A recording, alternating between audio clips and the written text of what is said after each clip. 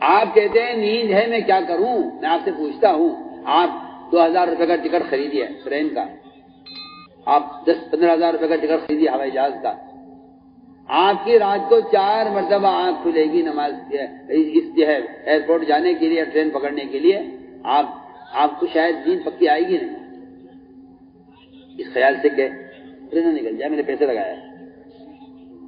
بہت آسان بات ہے، میں آسان بات کر رہا ہوں۔ آپ دن میں رات میں 3 مرتبہ اٹھیں گے، گھڑی دیکھیں گے کیا ٹائم ہو رہا ہے، کیا ٹائم ہو رہا ہے، کیونکہ آپ پر اس بات کا فکر سوار ہے کہ میری ٹرین یا میرا جہاز نکل نہ جائے، مجھے سفر کرنا ہے۔ بتائیے آپ،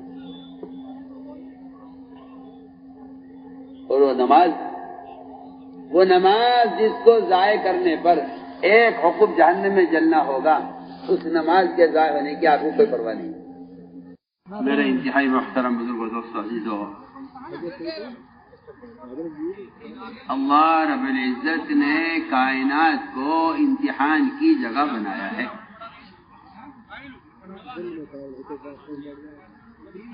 اللہ نے کائنات کو امتحان کی جگہ بنایا ہے۔ مسلمان کا کائنات کے اسباب میں اطمینان دیکھنا یہ مسلمان کے لیے ممکن نہیں ہے، اس جگہ کائنات کافر کے لیے بطور اطمینان کے ہے اور مومن کے لیے کائنات بطور امتحان کے ہے۔ مومن اگر اس کو نمرود کے برابر، قارون کے برابر، شداد کے برابر اس کو اسباب اور اختیار دے دیا جائے، مومن کو اس سے بھی مطمئن نہیں ہونا ہے۔ اس لیے کہ دنیا کافر کے لیے بطور اطمینان ہے اور مومن کے لیے دنیا بطور امتحان ہے۔ کہ ہم مومن کا کائنات کے نقشوں میں مومن کا امتحان نہیں، کائنات کے نقشوں میں مومن کے لیے امتحان ہے اور کافر کے لیے اطمینان ہے۔ اللہ نے فرمایا قرآن میں، ان الذين لا يرجون لقاءنا ورضوا بالحياة الدنيا واطمأنوا بها، کہ جن اللہ کو نہ ماننے والے، جن کو اللہ سے ملنے کی کوئی امید نہیں ہے اور وہ دنیا کی زندگی سے راضی اور خوش ہیں، فرماتے ہیں کہ اللہ نے فرمایا کہ یہ لوگ اپنی دنیا سے پوری طرح مطمئن ہیں۔ عجیب حدیث ہے۔ اللہ میں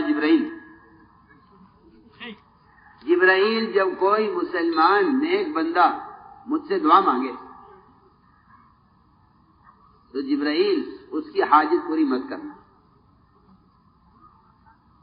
اس کی حاجت پوری مت کرنا بڑی عجیب و غریب بات ہے۔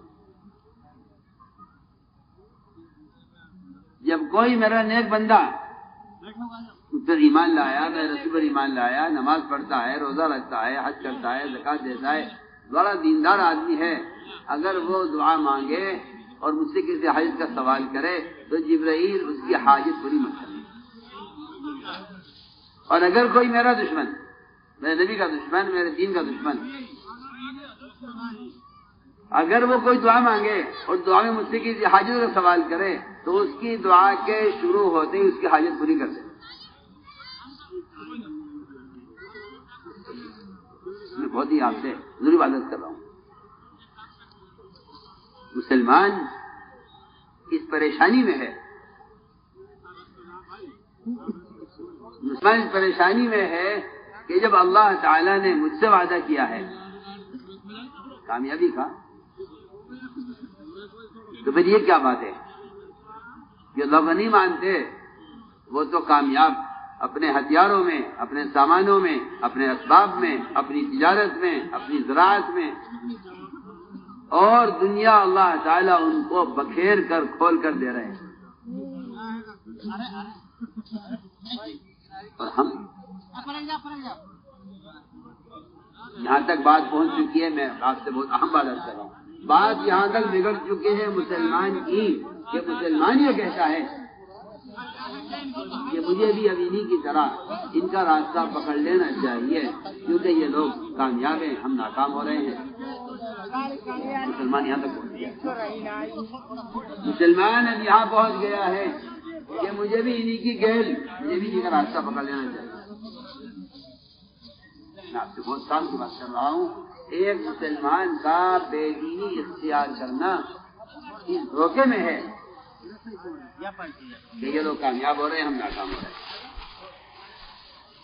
سوچیے حضور اکرم صلی اللہ علیہ وسلم اپنے حجرہ مبارک میں لیٹے ہوئے تھے۔ آپ صلی اللہ علیہ وسلم کے بدن کا اکثر حصہ زمین پر تھا، مٹی پر۔ ایک چھوٹا سا ٹکڑا ٹاٹ کا وہ آپ کی کمر کے نیچے تھا۔ وہ ٹاٹ اتنا موٹا تھا، اس کے نشانات آپ کے جسم پر پڑے ہوئے تھے۔ عمر رضی اللہ بیٹھے ہوئے تھے، حضرت عمر کو دیکھ کر آنکھوں میں آنسو آ گئے۔ حضرت عمر نے کہا کہ یا رسول اللہ کیا بات ہے؟ یہ قیصر کسریٰ، یہ اللہ کے رسول کے دشمن، یہ تو باغات میں اور ریشم و دیباج کے بستروں میں، اور آپ اللہ تعالیٰ کے پسندیدہ بندے، سارے انبیاء کے امام۔ میں آپ کا بستر دیکھ رہا ہوں کہ آپ کا بدن مٹی پر ہے، اور ایک طرف کونے میں ایک کھال لٹکی ہوئی ہے بغیر دباغت دی ہوئی، ایک کونے میں کچھ بیری کے پتے ایک طرف پڑے ہوئے ہیں۔ حضرت عمر رضی اللہ تعالیٰ اس منظر کو دیکھ کر رو دیا۔ بھیا حضرت آپ میں عمر کیا بات ہے، کیوں رو رہے ہو؟ عرض کیا کہ رسول اللہ آپ اس حالت میں ہیں، اور ان کو دیکھیے، یہ اللہ کے دشمن، اس کے دین کے دشمن، یہ باغات میں اور نہروں میں اور ریشم کے بستروں میں۔ آپ لیٹے ہوئے تھے، اٹھ کر بیٹھ گئے۔ آپ نے حضرت عمر رضی اللہ تعالیٰ عنہ کا مونڈا پکڑ کے ہلایا، فرمایا خطاب کے بیٹے تو ابھی تک اس دھوکے میں پڑا ہوا ہے،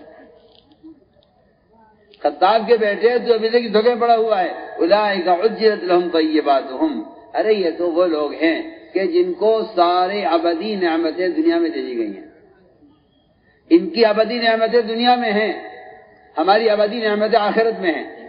میں کہا کرتا ہوں کبھی کبھی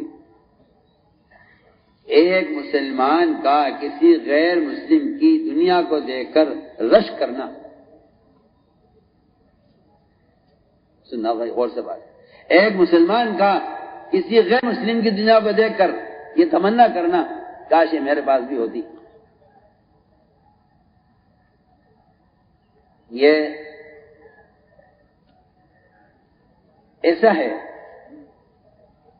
جیسے کوئی انسان کوئی بھینس بھوسا یا کٹی کھا رہی ہو اور کوئی انسان اس کے ساتھ بھوسا کٹی کھانے کی تمنا کرے۔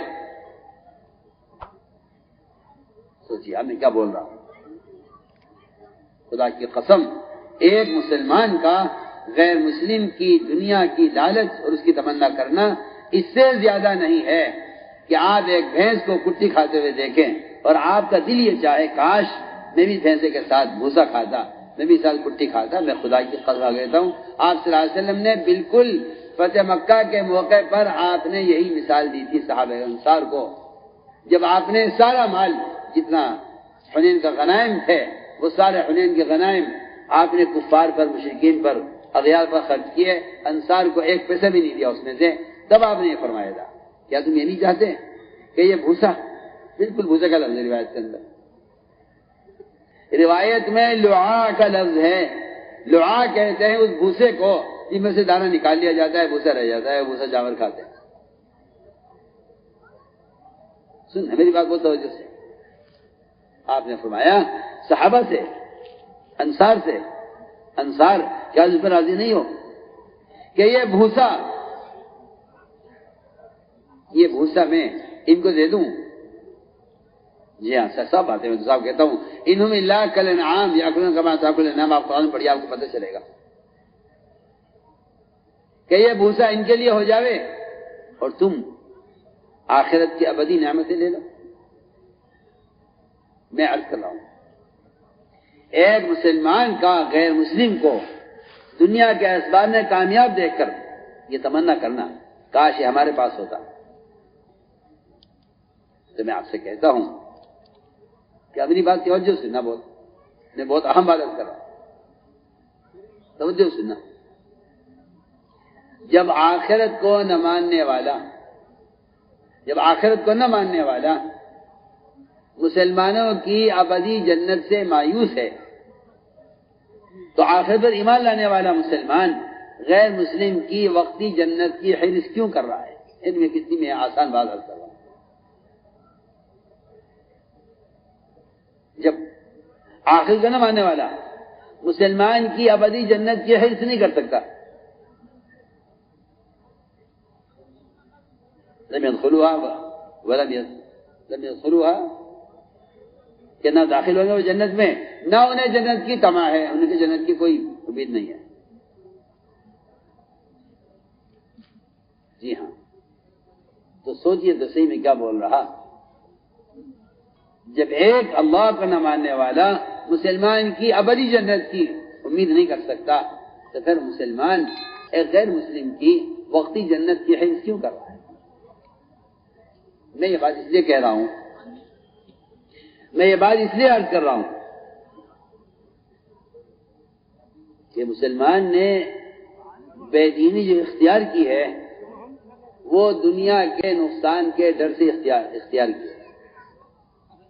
حالانکہ میں آپ سے بالکل آسان بات شروع کی تھی میں نے، اور آسان بات عرض کر رہا تھا کہ دنیا مومن کے لیے امتحان کی جگہ ہے. دنیا مومن کے لیے امتحان کی جگہ ہے. یہاں ہم تمہارا امتحان لیں گے، امتحان میں کامیاب ہو جائے گا ہم اس کے لیے ہمارا اس سے جنت کا وعدہ ہے. اس امتحان میں جو ناکام ہو جائے گا فرمایا کہ وہ اپنی ہمیشہ کی آخرت کو بگاڑ لے گا.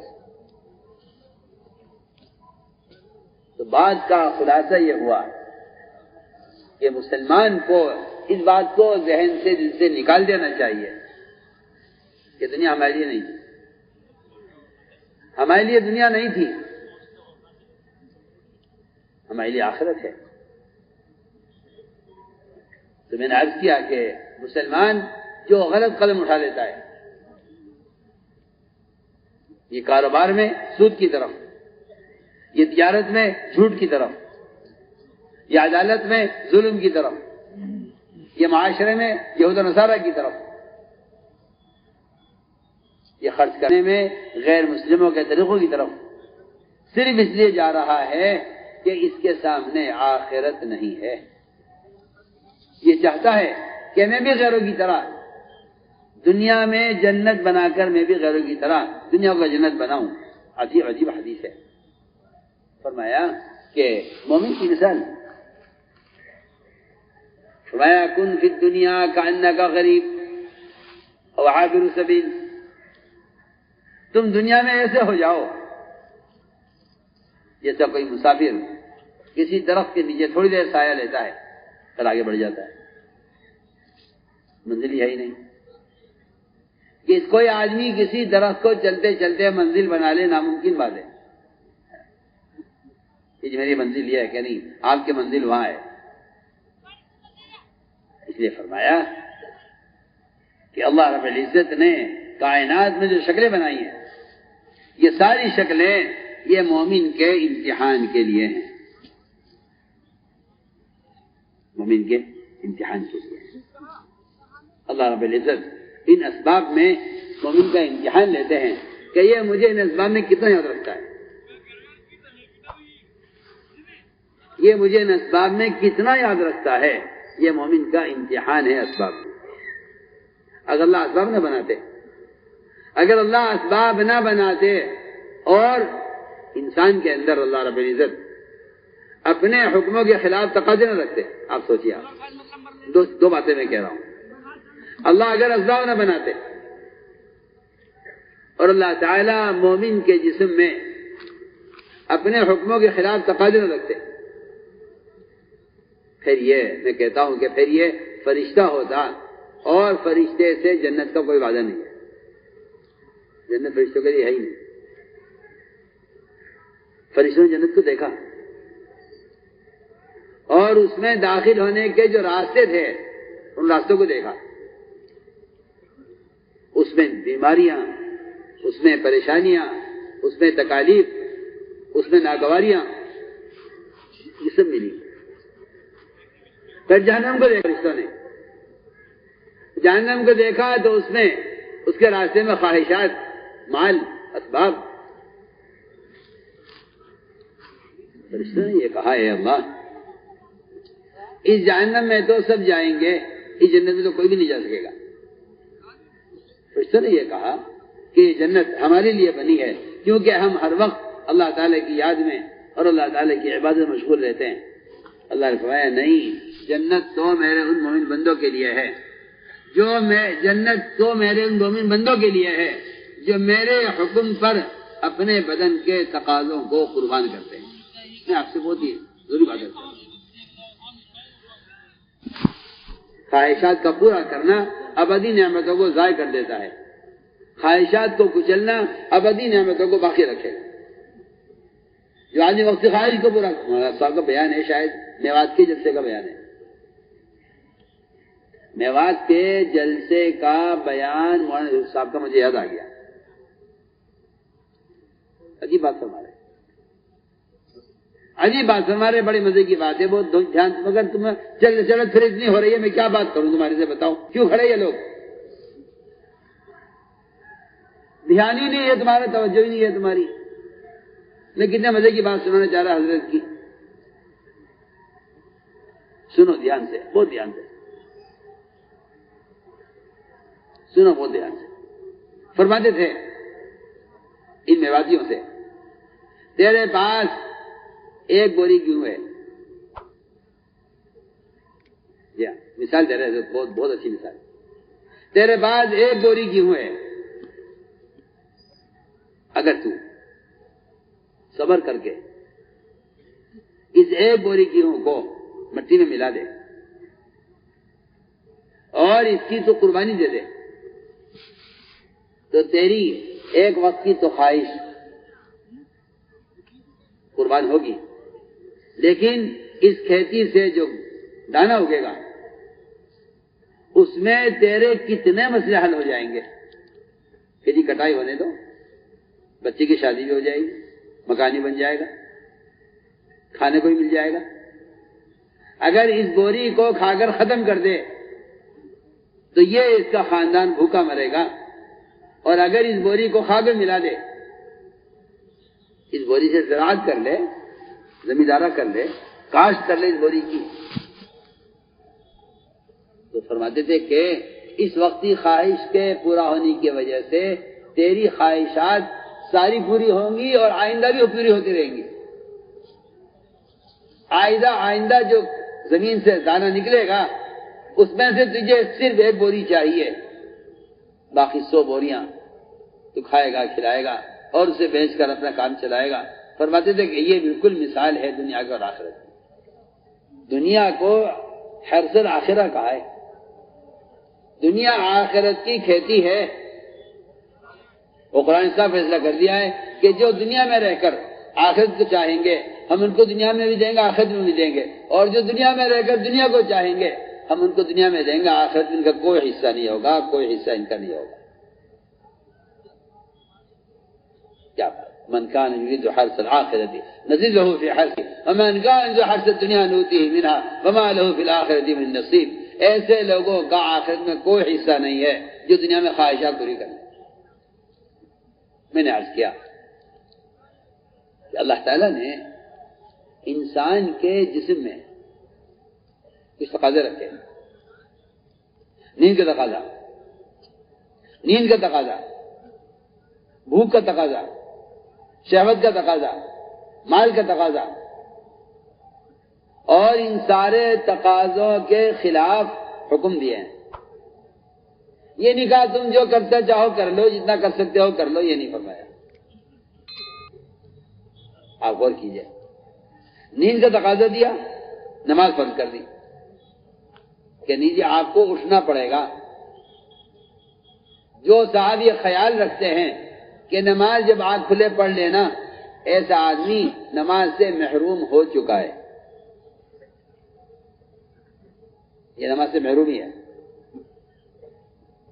یہ نماز سے محرومی ہے کہ جب آپ کی آنکھ کھلے نماز پڑھ لو اٹھ کر. نہیں، آپ کو اذان پر اٹھنا پڑے گا. جی ہاں، نماز اور نیند، ادھر نیند مسلط کر دی ہے. علی رضی اللہ تعالی عنہ کے گھر میں آپ صلی اللہ علیہ وسلم داماد اور بیٹی کو تہجد کے لیے اٹھانے گئے. آپ تو برابر کے کمرے میں اولاد سو رہی ہو، آپ نہیں اٹھائیں گے. داماد اور بیٹی الگ مکان میں سو رہے ہیں، آپ ان کو تہجد کے لیے اٹھانے کے واسطے گئے. نبی نے فرمایا کہ اے یا رسول اللہ، یہ تو ہم پر موت طاری ہو گئی ہے، جب اللہ چاہے گا جبھی تو اٹھیں گے. آپ صلی اللہ علیہ وسلم وہاں سے نکلے، آپ اپنی ران پر ہاتھ مارتے ہوئے جا رہے تھے اور یہ کہتے ہوئے جا رہے تھے کہ انسان کتنا جھگڑالو پیدا ہوا ہے، کتنا جھگڑالو پیدا ہوا ہے. آپ سوچیے، یہ میں تو آپ تو بہت ہی وہی بات کرتا ہوں. آدمی جھگڑتا ہے کہ جی آپ نے مجھے کیوں اٹھا دیا نیند سے. جی ہاں، جب میں اٹھتا نماز پڑھ لیتا.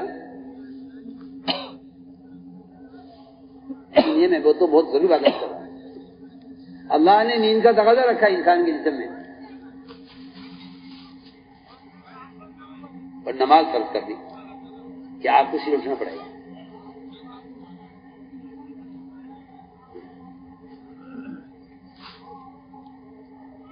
کان الانسان اکثر شیء جدلا، کہ بڑا جھگڑالو ہے انسان.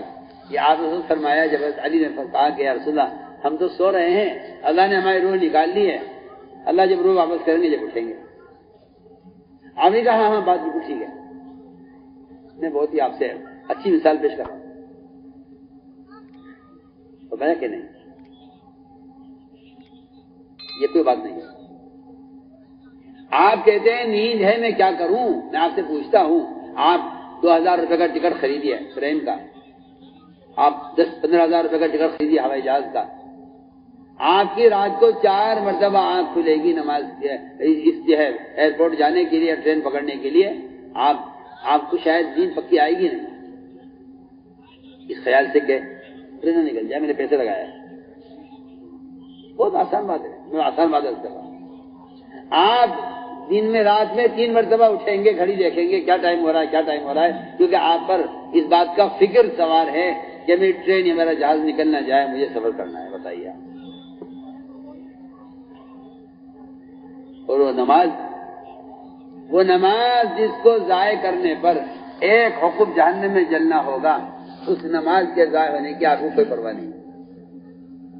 ہم آپ کو مثال دے رہے ہیں کہ نماز فرض کر دی اور نیند مسلط کر دی کہ نیند کو نماز کے لیے قربان کرو، ہم تمہیں جنت دیں گے. بیان آپ کو پسند آیا ہو تو بیان کو لائک، شیئر اور چینل کو سبسکرائب کرنا مت بھولیے. کمنٹس میں اپنی رائے کا اظہار ضرور کیجیے.